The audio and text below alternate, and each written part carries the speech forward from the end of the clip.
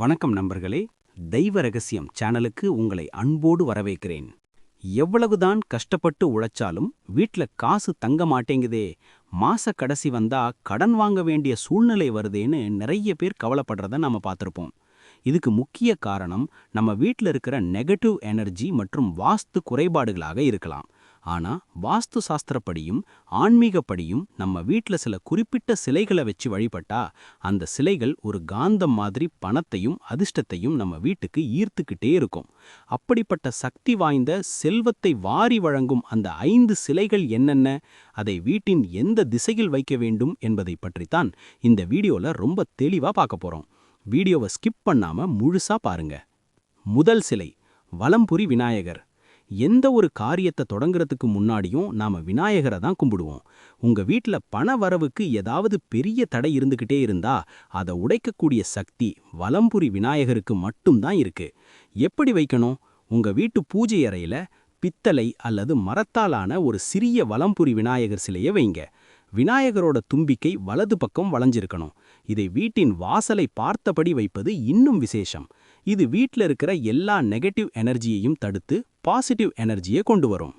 இரண்டாவது சிலை அன்னபூரணி தாய். எந்த வீட்ல சாப்பாட்டுக்கு பஞ்சம் இல்லையோ அந்த வீட்ல பணத்துக்கும் பஞ்சம் இருக்காதுன்னு ஒரு பழமொழி இருக்கு. ஒரு வீட்ல வறுமை நெருங்காம இருக்கணும்னா அங்க அன்னபூரணி சிலையை கண்டிப்பா வைக்கணும். எப்படி வைக்கணும்? பூஜை அறையில அல்லது சமையல் அறையில ஒரு சின்ன பித்தளை தட்டுல பச்சரிசியை நிரப்பி அதுக்கு நடுவுல ஒரு சிறிய அன்னபூரணி சிலையை வைங்க.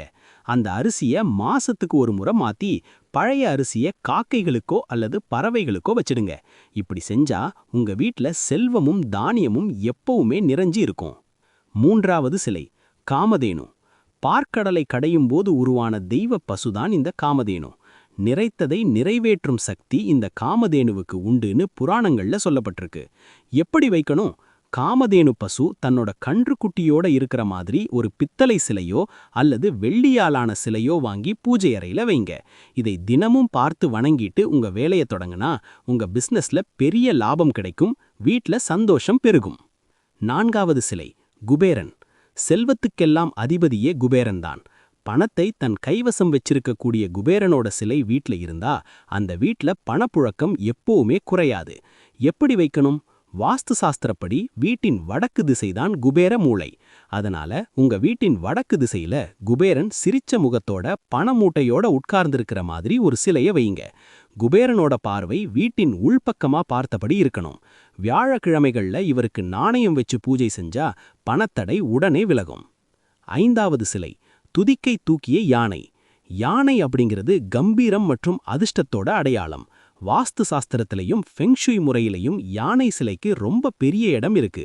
எப்படி வைக்கணும்? உங்க வீட்டின் தலைவாசலுக்கு உள்ளே நுழையும் போது 2 பக்கமும் துதிக்கையை மேலே தூக்கியபடி இருக்கும் ஒரு ஜோடி யானை சிலைகளை வைப்பது ரொம்ப ரொம்ப அதிர்ஷ்டம். இது வீட்டுக்குள்ள வர்ற நல்ல சக்திகளை வரவேற்கும், அதே சமயம் உங்க குடும்பத்துக்கு ஒரு பெரிய பாதுகாப்பையும் பணவரவையும் கொடுக்கும்.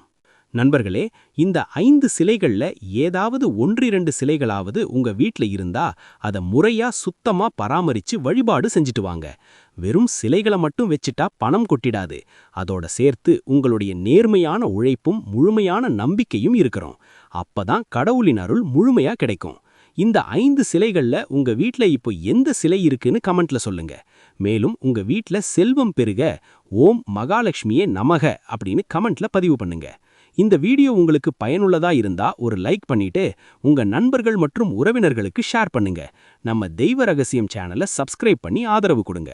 மீண்டும் ஒரு அற்புதமான ஆன்மீக தகவலோடு சந்திக்கிறேன். நன்றி.